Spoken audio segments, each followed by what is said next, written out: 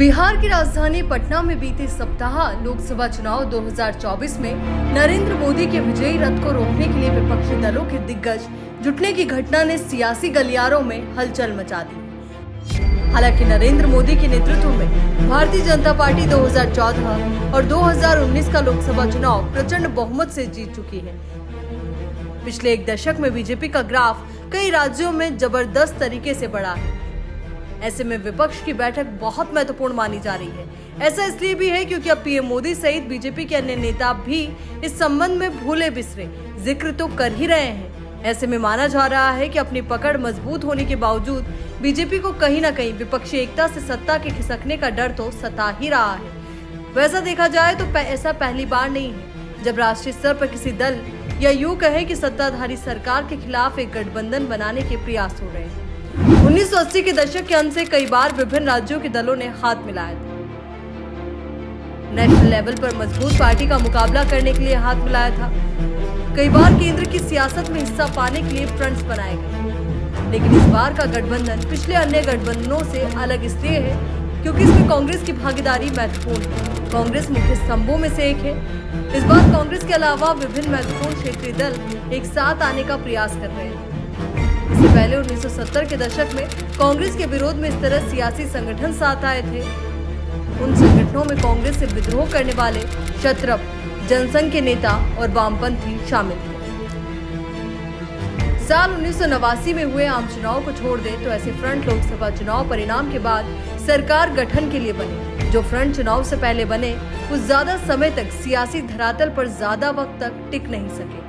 साल 1989 में राजीव गांधी को सत्ता से बाहर करने के लिए बने नेशनल फ्रंट की शुरुआत 7 पार्टियों के साथ आने के साथ शुरू हुई।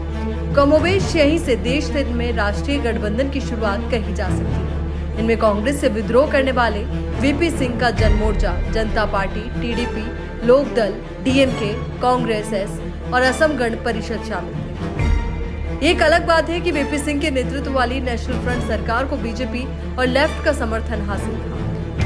वीपी सिंह की सरकार बीजेपी द्वारा समर्थन वापस लेने से गिर गई और चंद्रशेखर के साथ ज्यादातर सांसदों के जाने की वजह से जनता दल को टूट का सामना करना पड़ा। इसके बाद चंद्रशेखर ने कांग्रेस के समर्थन से अगली सरकार बनाई, लेकिन कांग्रेस के समर्थन वापसी के बाद उनकी अल्पमत की सरकार गिर गई।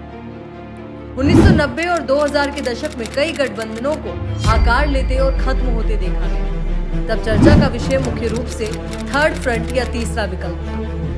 इसके बाद चाहे 1996 में यूनाइटेड फ्रंट हो, 1998 से 2004 में भारतीय जनता पार्टी के नेतृत्व वाला एनडीए हो, 2004 से 2014 में कांग्रेस के नेतृत्व वाला यूपीए गठबंधन, ये सभी गठबंधन चुनाव परिणाम के बाद बने।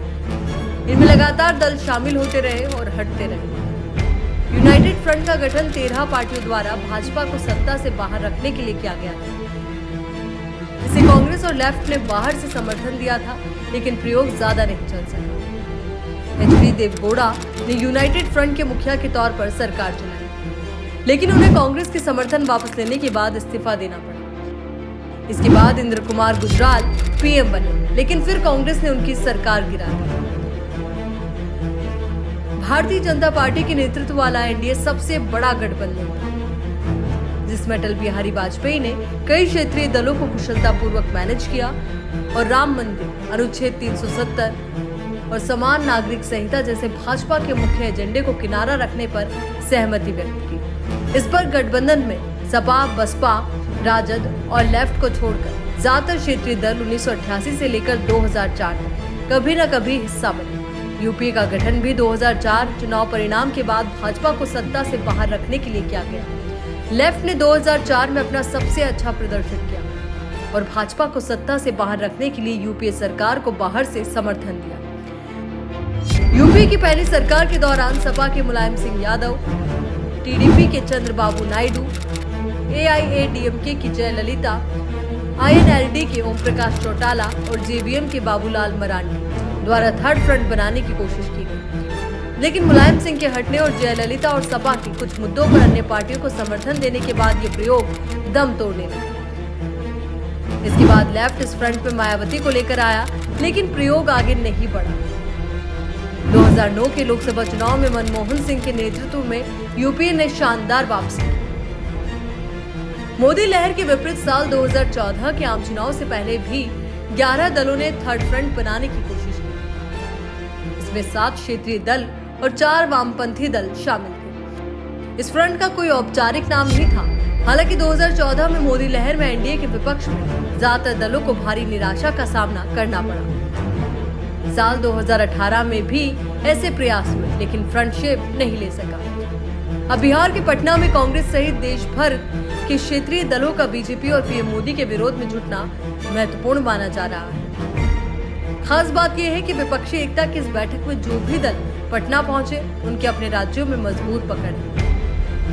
इन स्थानीय पार्टियों में बंगाल की टीएमसी, बिहार की राजद और जदयू, दिल्ली और पंजाब में आम आदमी पार्टी, महाराष्ट्र में एनसीपी और शिवसेना यूबीटी, तमिलनाडु में डीएमके, झारखंड में जेएमएम और उत्तर प्रदेश में समाजवादी पार्टी शामिल है। लेकिन इतिहास बताता है कि ऐसे गठबंधन प्रदेश की सियासत में आते ही बिखरने लगते हैं और नहीं चाहते कि राष्ट्रीय स्तर पर जिनके साथ आकर चुनाव लड़ना चाहते हैं, उनके साथ प्रदेश के वोट बैंक को शेयर करें।